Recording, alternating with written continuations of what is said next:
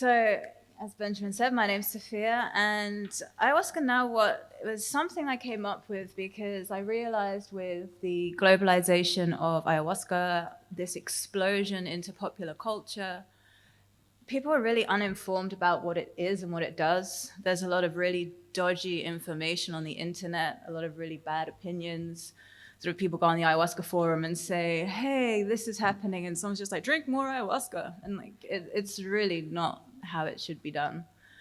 And so after 3 years of a shamanic apprenticeship in the jungle at Carlos Tanner's place, where we worked with the indigenous tradition, we were actually taught about how to lead ceremony by a Shipibo curandero. We were translating what the paradigm was and what ceremony actually is and does, what the Icaros do, and seeing the different world paradigms kind of collide in this space. You know, people's cultural expectations of the indigenous shamanic tradition being something like a guru paradigm that we've imported from Eastern philosophy, and expecting these spiritually enlightened people going upwards when actually shamanism is about going to roots, going into shadows.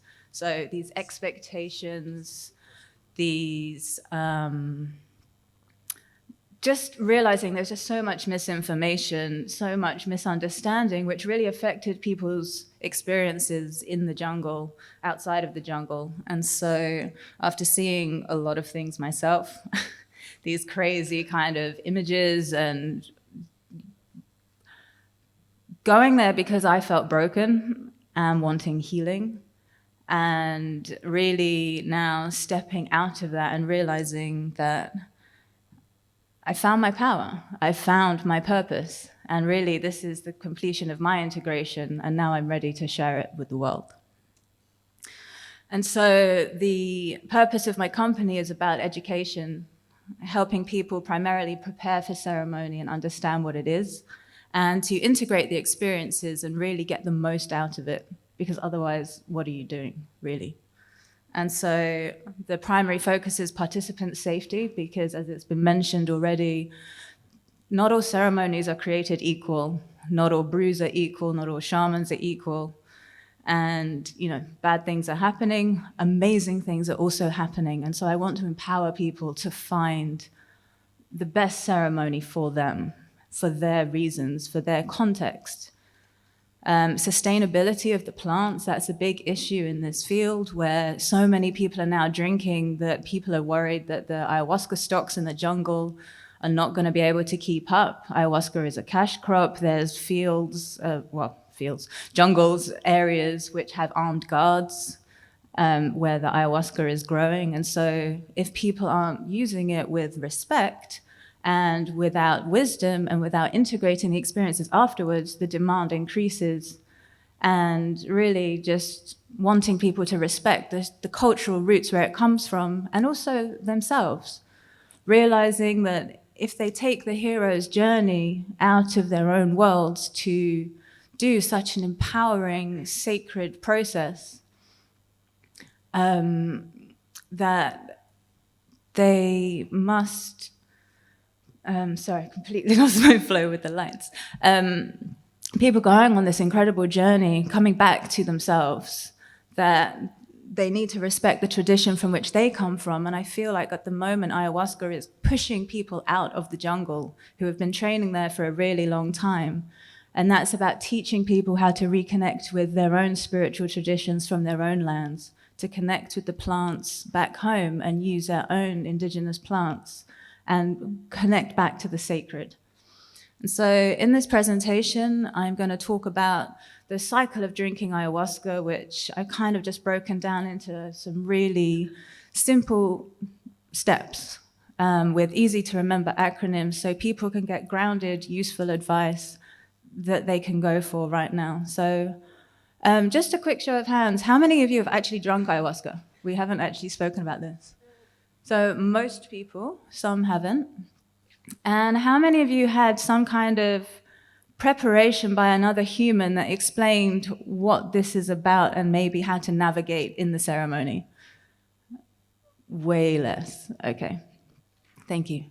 So this is a four-part cycle, and I do link it to the hero's journey, which is that hearing a call into something different, leaving your own normal paradigm, excavating your shadow and coming to your gifts, and then returning back home and giving those gifts back to your community. And so the first step I call the wonder wheel, because you're wondering why. And it's all about gathering the correct information. The second step is preparing with a mind map. The third is navigation in the DMT spaces. And the fourth is all about the integration and the landing.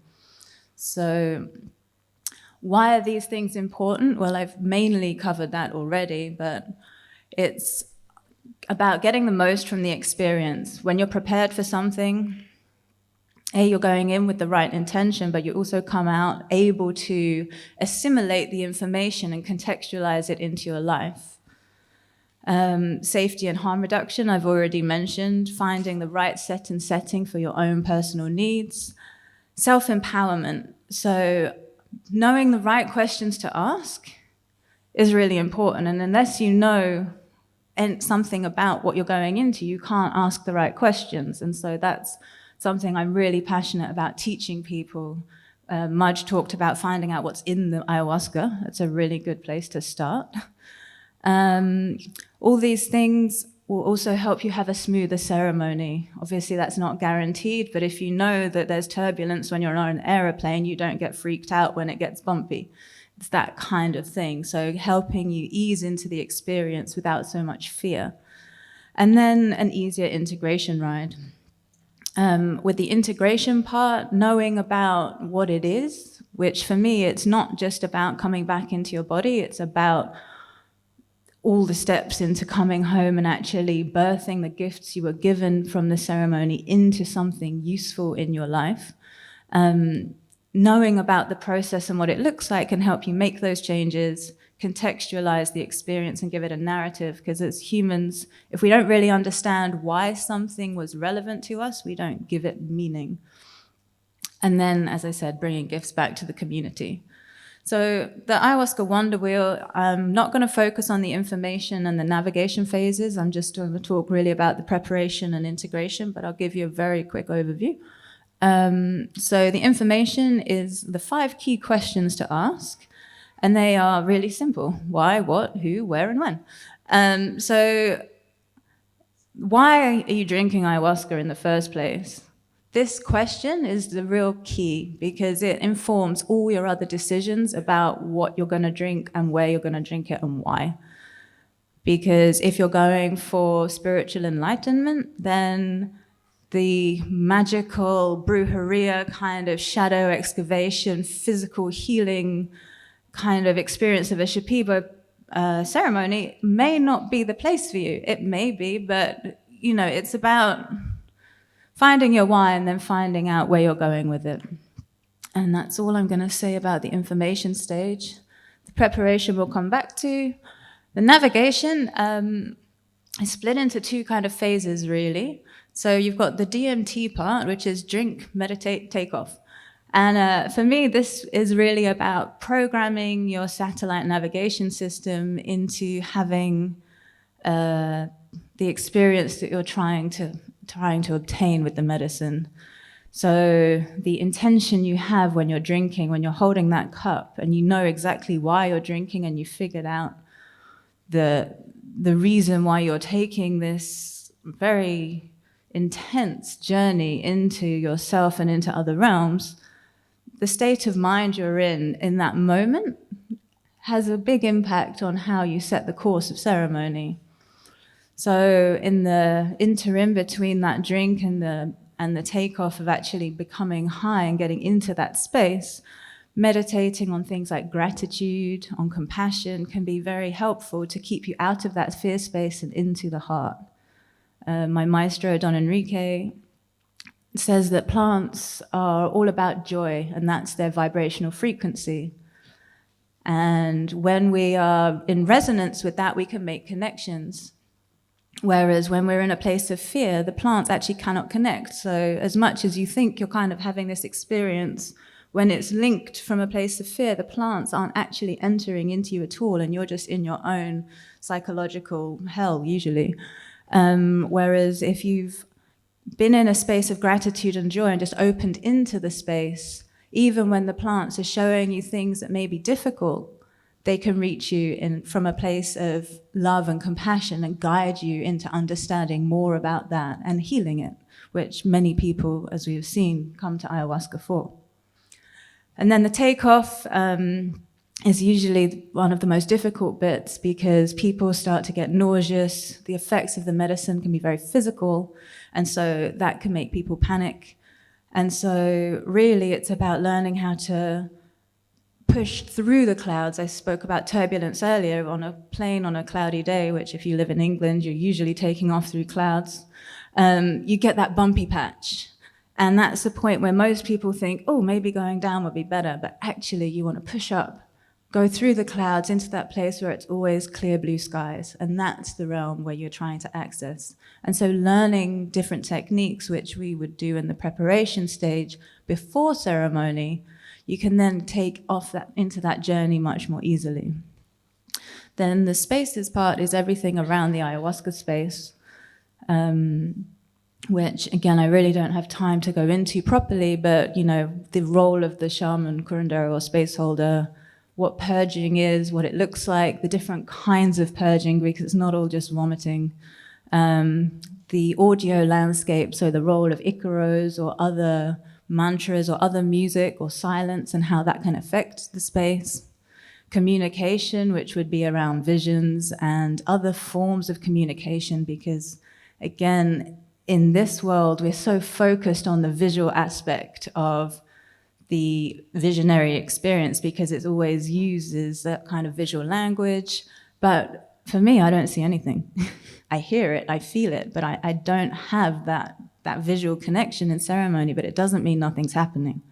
And if you don't know that, again, many people are so disappointed. Oh, nothing's happening, I'm broken. They feel either ripped off or jealous. It actually causes issues with the ayahuasca tourism industry because people just chuck other plants in the brew to make it stronger, which also makes it more dangerous. And so it changes the expectation. But when you understand that it's not all about what you're seeing, but just about being present in the experience and receiving, then things change and you can start to get more out of it.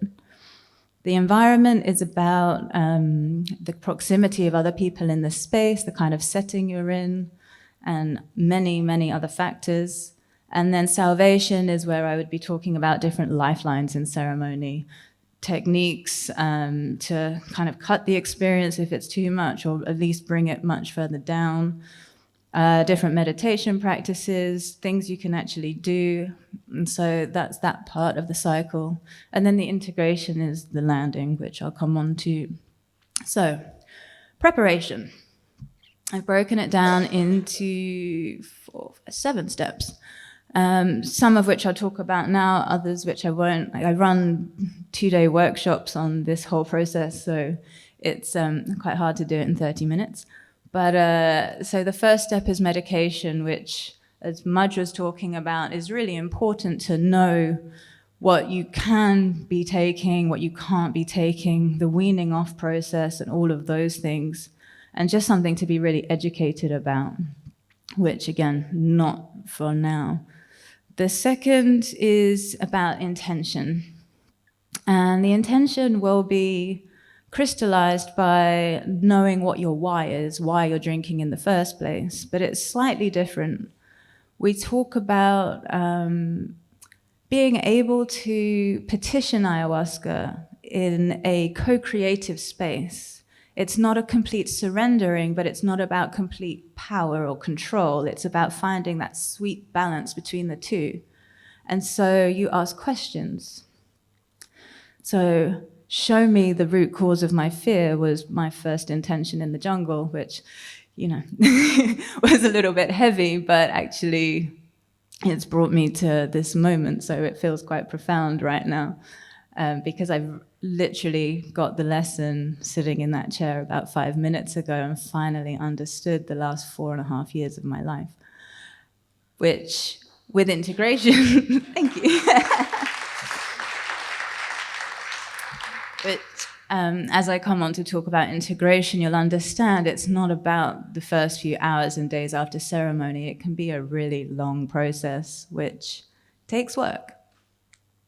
So, questions, opening statements, rather than a statement is a closed thing, says, I need this, or, that this is a fact. Whereas a question opens doors, it allows possibilities, it invites answers. And so phrasing your intention as a question or a petition, like, how can I understand this? Or how can I let go of this? How can this help me in my life? You're inviting a dialogue. And really, whether you believe you're dialoguing with spirits or whether you're dialoguing with your internal mechanisms, it doesn't really matter. Just when you're in that space, your mind is opened in different ways, but being open is really the key. Nourishment and diet, I will talk about simultaneously. People might argue they're the same thing, but for me, diet is about the food you eat, which is important with ayahuasca. And again, Mudge has just explained some of the aspects of that. But it's not everything. So for me, nourishment is really about everything you're imbibing into your system. The films you're watching. Danny spoke about not watching zombie movies a couple of days before he creates the daime. It's important. The material that you see in ceremony comes from your subconscious partly. And so, what have you been talking about? What have you been creating? Who have you been sleeping with? Their energy will be all over you. So proximity to ceremony of that, if they're not a long-term partner, will affect the ceremony because, you're dealing with their stuff. What have you been imbibing? So for me, nourishment is really, really important in terms of allowing yourself time and space to really just step away from the hectic kind of melodramatic dialogues. Are you watching the news or are you kind of in your own space ready to step deeper into your own world? And then the last 3 parts are more about some practical things. So meditating, learning certain meditation practices before a ceremony that can help you during the ceremony. I spoke about compassion and mindfulness. So gratitude and compassion, just learning to sort of just drop your thoughts from your head into your heart. It's really nice to do and brings a coherent state and super learning and all sorts of amazing, amazing things. And you can look up the Institute of Heart Math to look at all the research on becoming heart-centered and bringing heart-brain coherence into your life. But it's also really calming. And so when you get used to being in that state, then if the shit hits the fan during the ceremony, you're actually much better able to cope because you can anchor it back into your body. You can just tap yourself or something like that and just say, okay, I'm in love, I'm in peace, and bring yourself back into a state. And so this is where I talk about, again, being empowered, not being at the mercy of the facilitators or the curanderos who may or may not be able to help you or may not be qualified. So you've got tools to actually work through the experience yourself. And then, as with everything in life, it's all about practice. And so it's not about doing it once or just knowing about it once. It's about practicing leading up to the ceremony so these become natural to you before you're in that state of being super high. So integration. This is really my favorite topic. And so I'm going to take you on a bit of a journey with this one because for me it's a really long process that has quite a distinctive map. So most people come out of a ceremony, that's what they kind of feel the world is like. So, it's just this really beautiful space. They have this amazing clarity. They're stood on top of their hills. They have a clear line of sight. And they can really see, the person they want to become. They can see the road ahead, and everything is smiley and roses. And, everything just feels wonderful. People call it the ayahuasca afterglow. One of the researchers actually said, Ashley from one of the other slides said, clinically this actually lasts for about 4 weeks after ceremony. And it's very much what I've observed. So you're in this space, you're on top of this hill, and then you come back home. You have family, you have friends. You might have been away for a couple of weeks, which is usually, a trip to Ibiza or something, but actually you've been through this whole 10 years of psychotherapy in a few weeks, and oh my God, so much has changed, and they're just doing the same thing. They don't understand, they don't resonate.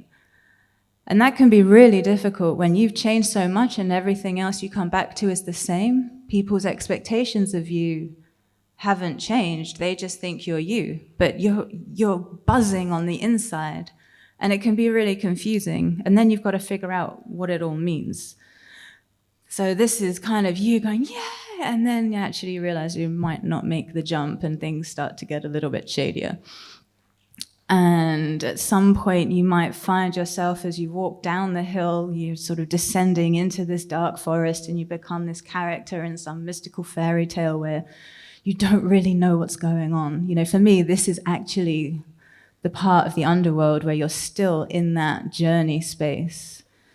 From the hero's journey, this is where you're really now collecting your gifts. You may have done some of the battles, but this is the point where you're realizing, there's the gravestones there, there's things you have to let go of. There's things that are no longer going to feel right because you're in a different vehicle, you're in a different perspective, and your perspective on life is the thing that actually engages all of your perceptions, which basically creates your life. And so, you just wish that someone would give you a map and a flashlight. And that's what the preparation is about. That's why knowing really what your why is, what your intention is, allows you that cognizance to go back and say, okay, what happened? And what does it mean to me now? And how do I find a way out of this? And then, you can start to move through that process and then get the gifts and get to the place where you really want to be. So the next part of the model is really about the stages of the integration process. So the first part is the arrival. It's coming back into your body in the days and the first few hours and the first day after ceremony, and really grounding back into some state of planet normal.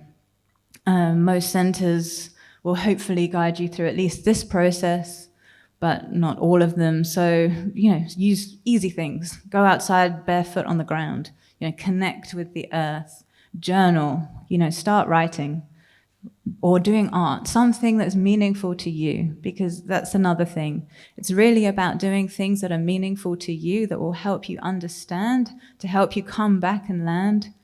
I will mention sharing about the experience here. Sharing circles are quite common in many places.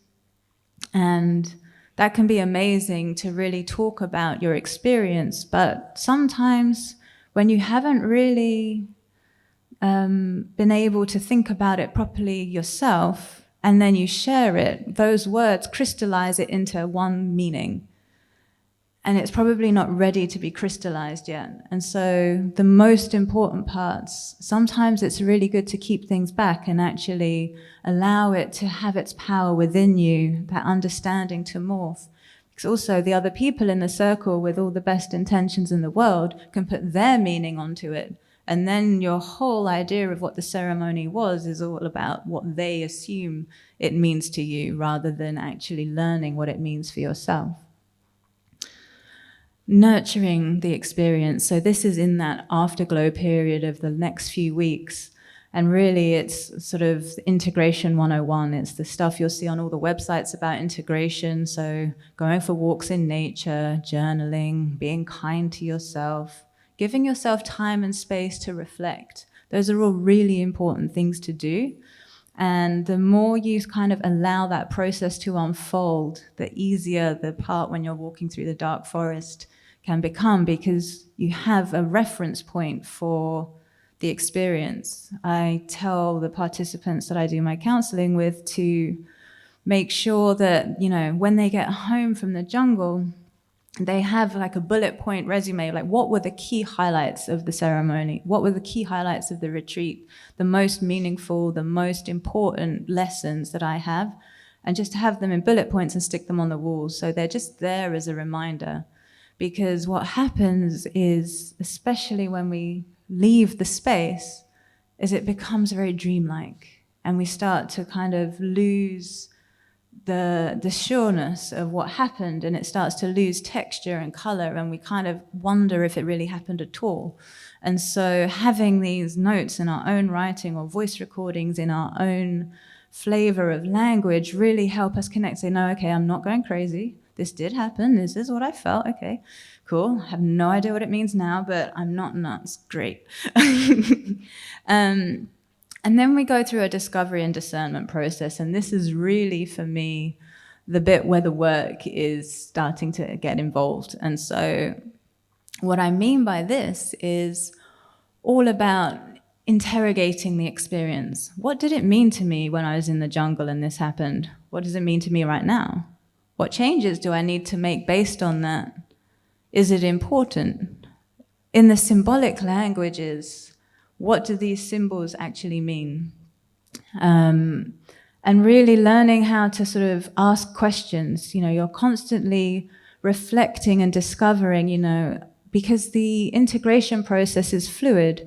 It starts with one level of understanding, and then as you go through it, you might have a completely different understanding of the lesson.